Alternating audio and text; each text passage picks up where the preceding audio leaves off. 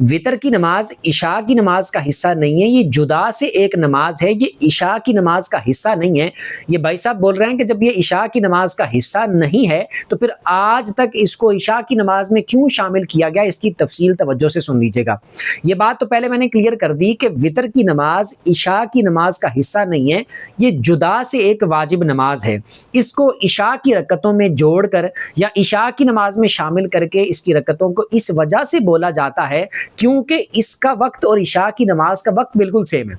यानी जो इशा की नमाज का टाइम है जब से लेकर जब तक, वही वितर की नमाज का टाइम भी है कि इशा की नमाज पढ़ने के बाद पूरी रात में जब मर्जी आप वितर की नमाज पढ़ सकते हैं। तो इसको इस वजह से उसमें शामिल कर दिया जाता है।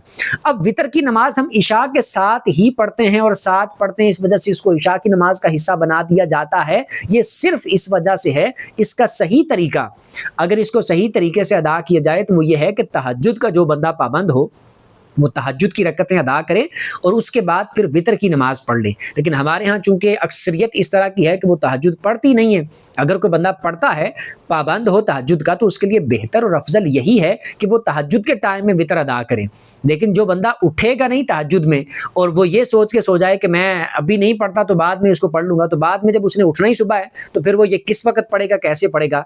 इस वजह से जब वो तहज्जुद में उठेगा नहीं या उठता नहीं है तो फिर उसको कहा जाता है कि वो इशा की नमाज के साथ ही पढ़ ले। यानी इशा के 4 फर्ज पढ़ लिए, इशा की बाकी रकतें पढ़ ली, तो 3 वितर भी सोने से पहले इशा की रकतों के साथ ही अदा कर ले, क्योंकि इसने तहज्जुद के टाइम में उठना नहीं है। तो इस तरीके से उसको साथ जोड़ दिया जाता है, वरना है ये अलग से ही नमाज।